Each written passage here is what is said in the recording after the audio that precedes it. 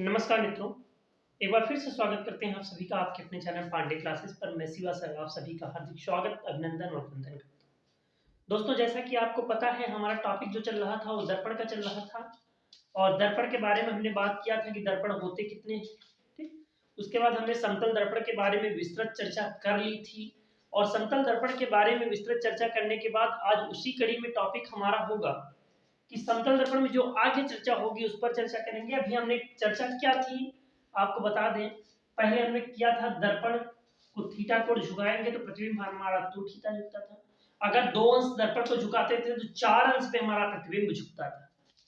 अगर दर्पण से वस्तु की दूरी x मीटर होती थी तो दर्पण के अंदर जो प्रतिबिंब बनता था वो भी x मीटर पे बनता था। अगर हमने बताया था अगर एक व्यक्ति को दर्पण से 10 मीटर दूर खड़ा कर दिया जाए तो उस व्यक्ति का प्रतिबिंब जो है दर्पण के अंदर 10 मीटर दूर बनेगा, यानी व्यक्ति से उसका प्रतिबिंब 20 मीटर दूर पर बनेगा। इसी तरह हमने बताया था वेग के बारे में। अगर दर्पण के बाहर अगर किसी का वेग 2 किलोमीटर प्रति घंटे है तो दर्पण के अंदर 4 किलोमीटर प्रति घंटे होगा, यानी वेग दुगना होगा। फिर हमने बताया था प्रतिबिंब की संख्या मित्रों कि अगर जितने अंश पे दर्पण को झुकाया जा रहा है तो 360 को उससे भाग कर देंगे और हमारी प्रतिबिंब की संख्या निकल आएगी। अगर सम संख्या निकल रही है तो एक घटा देंगे, अगर विषम निकल रही तो वही मान लेंगे। अगर पॉइंट में निकल रही है कि 7.2 तो हम जानते हैं 7.2 में एक पूर्णांक ले लेंगे और हमारा 7 मान हो जाएगा।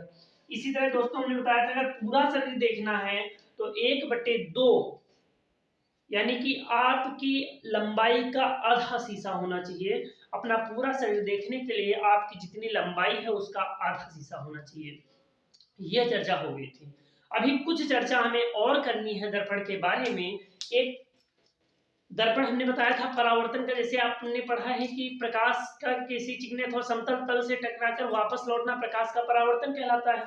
तो उसी कड़ी में हमने समतल दर्पण की चर्चा कर ली। अब इसी समतल दर्पण के माध्यम से एक थोड़ी सी चर्चा, बिल्कुल शार्ट चर्चा करेंगे और बहुत महत्वपूर्ण चर्चा करेंगे। वो कंपटीशन लेवल से देखें या एकेडमिक लेवल से देखें। कुछ बच्चों को आज मेरे द्वारा एक नई जानकारी मिलेगी, जो इस क्लास में आज आपको मिलेगी एक नई जानकारी मिलेगी। और जो कंपटीशन लेवल के बच्चे हैं अगर वो मेरा इस वीडियो देख रहे हैं तो मैं उसे निवेदन करूंगा कि पूरा वीडियो देखें और ये जो नई जानकारी आपको मिल रही है ये आप तक पहुंचे। और जो एकेडमिक लेवल के बच्चे हैं 6 to 12, 6 से 12 वाले, वो इस वीडियो को देखें और देखने के बाद उनको समझ में आ जाएगा कि वाकई में सर ने कुछ नया बताया। देखिए दोस्तों, एक होता है परिदर्शी,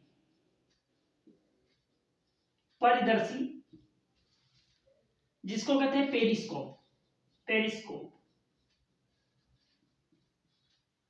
दर्पण की चर्चा है, दर्पण में ही अभी समतल दर्पण में बात कर रहे हैं। परिदर्शी होता है जिसको कहते हैं पेरिस्कोप।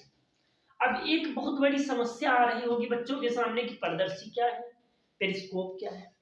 पेरिस्कोप है क्या? देखिए, पेरिस्कोप एक ऐसी चीज है जिसके द्वारा पनडुब्बियां बिना जमीन पर आए पानी के अंदर से बाहर की गतिविधियां देख सकती हैं। पेरिस्कोप क्या है? पेरिस्कोप एक ऐसी चीज है जिसके द्वारा पनडुब्बियां क्या करती हैं, बाहर की गतिविधियां देख सकती हैं। अभी समझ में आ जाएगा कैसे देखती हैं। देखिए, पेरिस्कोप कहां कार्य करता है? पनडुब्बियों में लगाया जाता है। पेरिस्कोप परिदर्शी कहां लगाया जाता है? पनडुब्बियों में लगाया जाता है। अच्छा, पनडुब्बी बेटा सबको मालूम होगी, पनडुब्बी सबको मालूम होगी। पनडुब्बी है क्या मित्रों? तो पनडुब्बी हम जानते हैं एक ऐसा जहाज है, एक ऐसा पानी का जहाज है जो पानी के अंदर चलता है। पानी के नीचे चलने वाला, अंदर चलने वाला जो जहाज है पनडुब्बी है, सबको मालूम है। तो बेटा पेरिस्कोप परिदर्शी का प्रयोग कहां करते हैं? पनडुब्बी में करते हैं। ये क्या है? एक ऐसा बोल सकते हैं, एक ऐसा साधन या एक ऐसी चीज जिसके द्वारा पनडुब्बी बाहर देखते हैं, पनडुब्बी से बाहर देखते हैं। भाई जैसे पनडुब्बी क्या है? नीचे चल रही है, पानी के अंदर चल रही है, हमें बाहर देखना है कि पानी के ऊपर, पानी में क्या चल रहा है, कौन सी गतिविधियां हो रही हैं, कौन सी नाव आ रही है, कौन सी जहाज जा रही है। तो इसके बारे में हमें क्या होना चाहिए, मालूम होना चाहिए। अब मालूम होने के लिए किसके सहायता से देखते हैं, पेरिस्कोप की सहायता से देखते हैं। पेरिस्कोप समझ में आ गया। पेरिस्कोप क्या करते हैं, पनडुब्बियां इसे देखते हैं। अब देखें पेरिस्कोप हम आपको बता रहे हैं, बना देता है।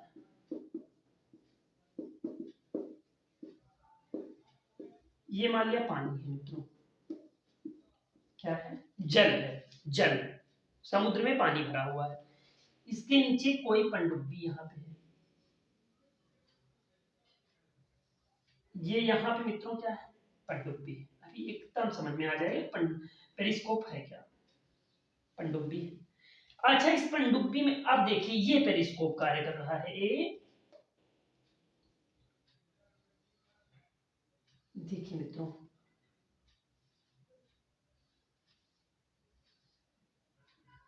ये लगा हुआ है पेरिस्कोप, ये पेरिस्कोप लगा हुआ है।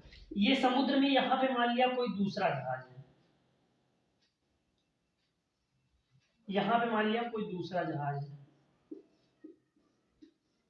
यहां कोई दूसरा जहाज है। अब पेरिस्कोप, ये पनडुब्बी है, पनडुब्बी के अंदर से यहां स्थित व्यक्ति,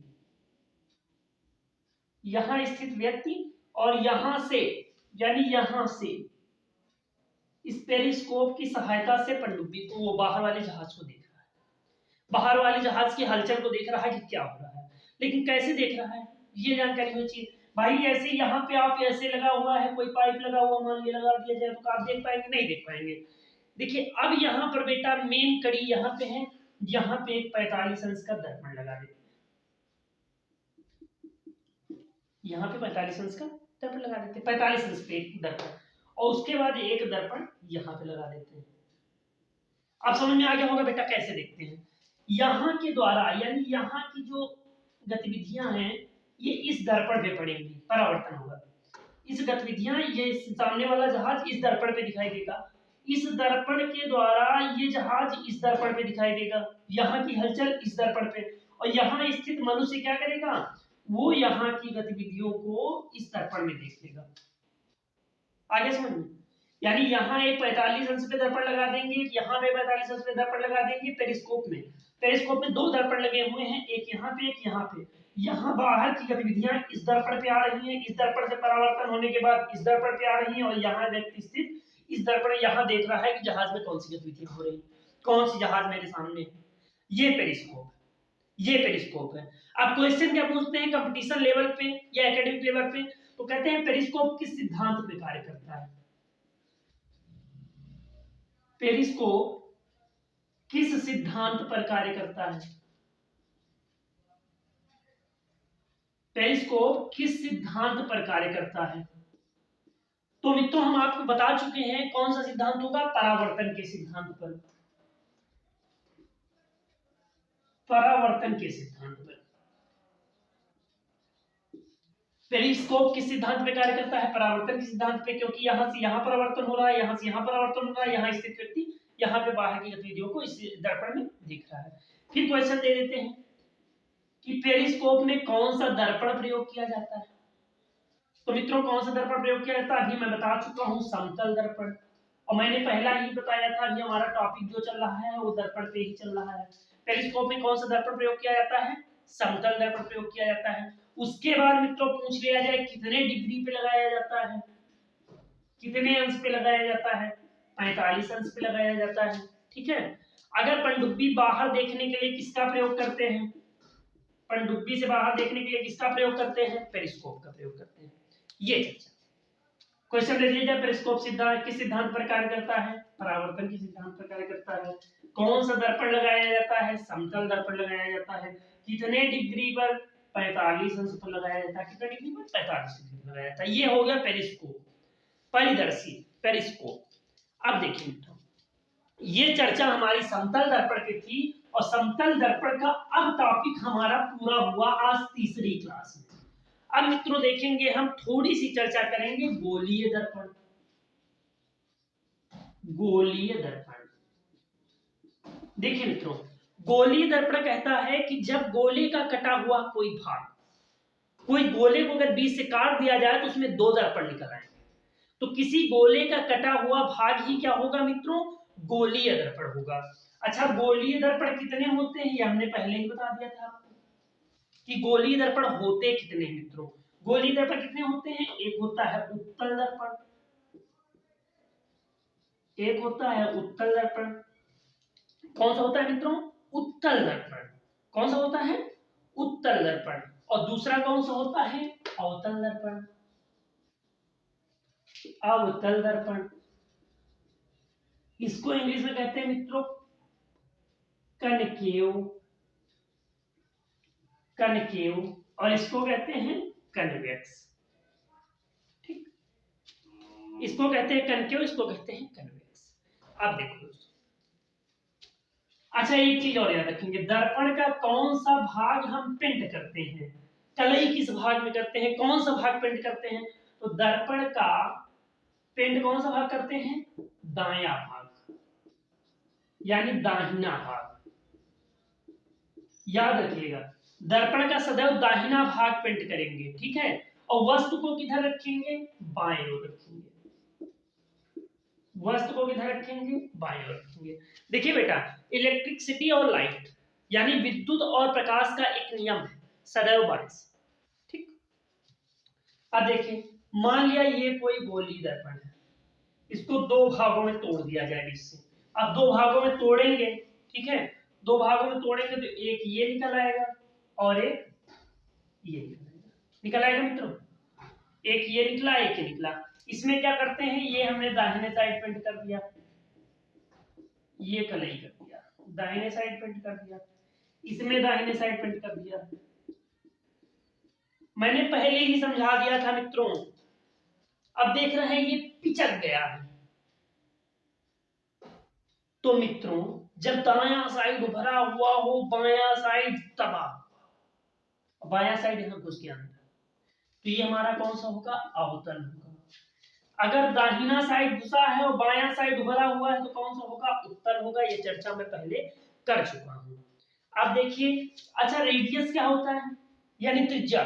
तो जिस गोले का ये हिस्सा था, तो उस गोले की जो त्रिज्या होगी, ठीक, वही इस दर्पण की त्रिज्या होगी। ठीक, जो उस गोले की त्रिज्या होगी वही इस दर्पण की त्रिज्या होगी। फार्मूला क्या होता है, F बराबर R/2, यानी जो त्रिज्या होगी उसका आधा कर दो तो फोकस दूरी आ जाएगी। फोकस दूरी क्या होती है, वक्रता त्रिज्या की आधी होती है। अगर वक्रता त्रिज्या 40 सेंटीमीटर है तो मित्रों फोकस दूरी कितनी होगी, 40/2 आ जाएगी कितना, 20 सेंटीमीटर। तो मित्रों फोकस दूरी कितनी हो जाएगी, 20 सेंटीमीटर हो जाएगी। आया समझ में। नेक्स्ट जो चर्चा करेंगे, अभी गोलीय दर्पण पे काफी चर्चा बाकी है, वो हम करेंगे अगली क्लास में। बहुत बहुत धन्यवाद आप सभी का। आप इस चैनल को लाइक करें, सब्सक्राइब करें, जितना हो सके शेयर करें। धन्यवाद मित्रों, शुभ संध्या।